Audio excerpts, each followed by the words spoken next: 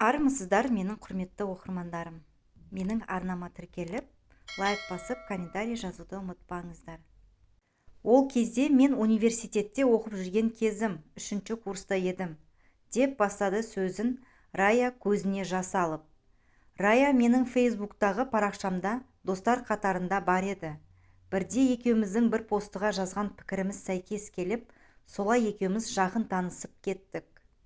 Кейін Раяның бір сайттарға берген интервьюсын көріп қалдым. Ол жайында толық білгім келетінін айтып өтінгенімде ол келіскен еді. Солай екеуміз тапшанға отырып сырластық. Анам екінші күйеуімен тұрып жатты. Өгей әкеммен арамыз дұрыс болмады. Анамда соңғы кездері өгей әкемді жақтап сөйлейтінді шығарды, деп сөзін ары қарай жалғап. Шынымды айтсам, үйге келгім келмейтін. Басқа баратын жерім болмаған соң амалсыз келіп жүрдім. Көңілсіз күндерім жалғасын тауып жатты. Ал өгей әкемнің ерсі қылықтары күннен күнге артып келеді. Оның үзіле қарап, әр қимылымды аңдып отыратын сығырайған көзі өтіп кететін. Алдынан жүріп тұрудан қалдым. Анама артық сөз айтқызбай еркінсіп алған. Осы жағдайдан шығу жолы дінге келу деп шештім. Үйде еркін жүру үшін оранып кең киіп алатын болдым. Университеттен кейін мешітке баратын болдым. Шынымды айтсам, діни сауатым болмады. Бір күні орталық мешіттің жанынан өтіп бара жатып, бір оранған қызбен танысып қалдым. Ол тоқтатып, мекен-жай сұрады. Екеуміздің баратын жеріміз бір болған соң, әңгімеміз жарасып кетті. Сосын телефон номерімізді алысып, қош айтысып кеттік. Ол қызбен жиі сөйлесіп тұрдым. Тіпті анамнан да жақын болып кетті. Үйдегі жағдайды айтып едім. Ол қыз, бізге келсеңші, сестралар ғана тұрамыз, діни сауатың ашылады. Ол жерден тез кетпесең, бір күні өгей әкең арам ойын жүзеге асырмасын, деп жақын тартқан соң анамен қоштасып киімімді жинап, бірақ күнде үйден кеттім. Солай шағын 2 бөлмесі бар. Әр бөлмеде 2 қабатты төсектер қойған, аядай ғана бөлмеде 10 шақты қыз тұратын ортаға тап болдым. Бір-бірімен құшақтасып амандаспайды, артық күлмейді, артық жүрмейді, бір-біріне сестра дейді. Келген күні бір қыз барлық тәртіп тазалықты әрекет істерін таныстырып шықты. Көп істі дұрыс деп қабылдамағаныммен уақыт өте үйреніп кетермін деген ой болды. Бастысы өгей әкемнен құтылғаныма қуандым. Ол қуанышым ұзаққа бармады. Енді ойлап отырсам, нағыз дінге қайшы әрекеттер екен. Мен университетте оқитын болған соң кейбір әрекеттерімді дінге қарсы деп сөгетін. Мысалы, ашық түсті киім кигенге қарсы, достармен араласып, көңілді үйге келсем, жүрегің қарайып кеткен сенің дегендей пікірлер еститінмін. Көбінесе ораза ұстаймыз. Тәртіп өте қатал. Қыздар бір-біріне суық еді. Қыздардың қолдарын айқастырып құшақтасып, дөңгелек круг жасап, селкілдеп зікір салғанын бірінші көргенде таң қалдым. Уақыт өте өзінде солай жасап, қалыпты жағдайға айналып кетті. Сен ертең күйеуге тиесің, оқудың керегіне, одан да пайдалы іспен айналыспайсың ба, деген соң оқудан да шығып кеттім. Ондағы қыздар ахимен дін ұстанған ер адамдар, танысып күйеуге тиіп кетіп жатқаны да болды.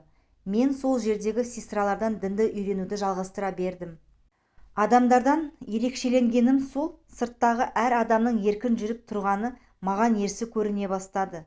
Қыздар ашық-шашық, шаштарын жайып, өлімнен хабарсыз, ырсиып күліп тұрғанын көргенде, құдды бір санасы жоқ, Алласын ұмытқан бейбақтар сияқты көрінетін. Менің әлемім басқа еді. Солай хиджаб емес паранджа киіп кеттім.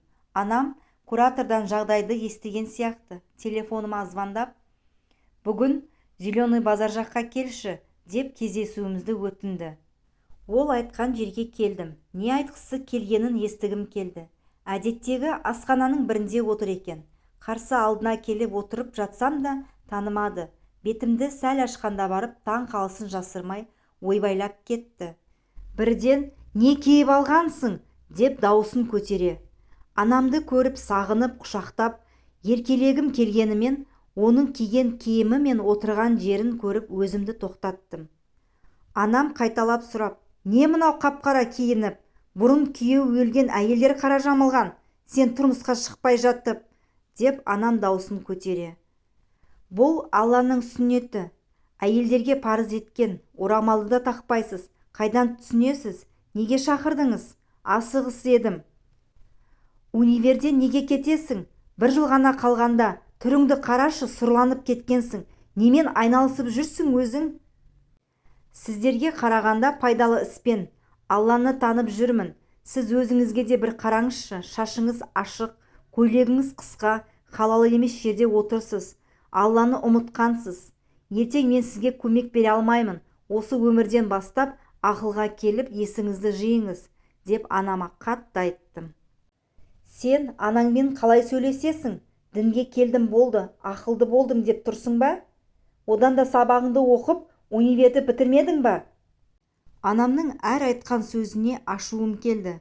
Бізге көбінде сырттағы дінсіз адамдармен сөйлеспеңдер, жүректеріңе күмән салады, ойларыңды бұзады дейтін. Сол рас екен деген оймен анамды дінсіз адам деп қабылдап, әр сөзіне ашуым келіп, тыңдағым келмей шығып кеттім. Уақыт өте біздің ел бір күнәһарлар тұратын жер сияқты көрінді. Басқа бір діни көзқарасы дамыған елдерге барып тұрғым келді. Солай бір сестра арқылы бір ахимен таныстым. Ол Туркияда тұрады екен. Екеуміз бір-бірімізді былай көрген жоқпыз, бірақ ортақ тіл табысып кеттік. Ол ВКонтактеде түрлі видео жіберетін. Онда мұсылман бауырлардың қалай қиналып жатқаны жайында болатын. Ол видеоларды көрген сайын едіксіз көзіме жас келіп, мұсылман бауырларға жаным ашып кететін. Кейін ол видеоларды оқытылған деп естідім.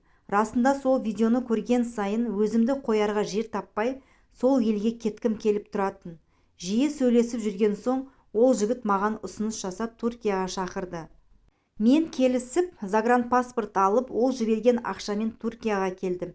Сөйтсем, ол Туркияда емес, ары Сирияда тұратын болып шықты.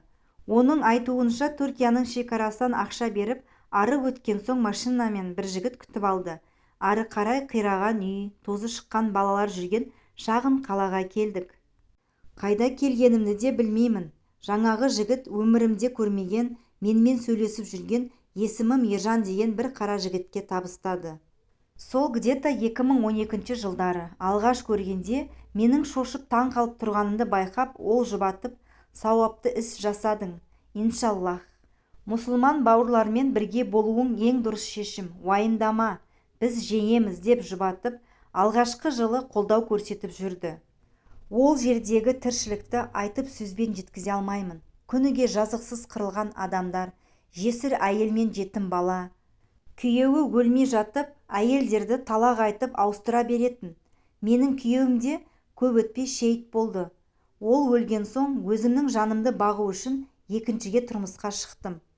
Ол жердегі әйелдердің тағдыры өте аянышты. Күйеулерін таңертең шығарып салады. Кешке тірі келе ма, жоқ па белгісіз. Жетім қалған балалар саны өте көп. Нендей қатерге барғанымды кеш болса да енді түсінгендей болдым. Әр күнімізді қорқынышпен әр сағатта жанымызды шүберекке түйіп отырамыз. Қашан снаряд түсіп, жарылып, өлім құшады екенбіз деп. Мен ол жерде жүріп көп дүние түсіндім. Құранда жазықсыз адамды өлтіру күллі адамды өлтіргенмен тең деген бар ғой. Бұлар жазықсыз баланың, ананың тағдырын оңай қиып, әйелдерді тек қажеттіліктері үшін қолданып отырды. Әке-шешесінен ажырап қалған балаларды қамқорлыққа алуға, әйелдер бір-бірімізге көмек көрсетуге тырысып бақтық.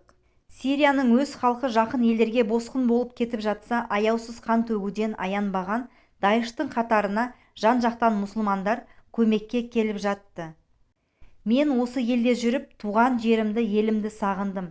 Әр күні дұғада болдым. Шынайы дұғамыз қабыл болып, Нұрсұлтан Назарбаев Әбішұлының бұйрығымен жусан операциясы сәтті өтіп, аман-есен елге оралдық. Бұл жерде тіршілік мүлдем басқа еді. Келгенде жерді құшақтап жылауға сәл қалдым. Бізді арнайы мекемеге орналастырып, мамандар жұмыс істеді. Солардың арқасында қарапайым өмірге оралдық. Қазір анамен арамыз жақсы.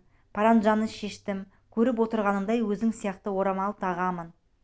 Әр іске өзіме мүмкіндік беремін. Бастысы ислам діні ең таза, ең әдемі дін екенін білемін. Намазым түзу, адамдармен аманым түзу. Мен сияқты теріс ағымға адамдар кіріп кетпесе екен деймін.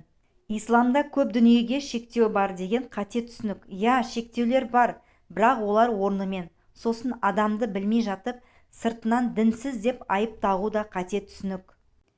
Біз бәріміз мұсылман бауырларымыз, соғыс болмасын, еліміз аман, жұртымыз тыныш болсын. Ең бастысы осы деп Рая шайын ішіп жатып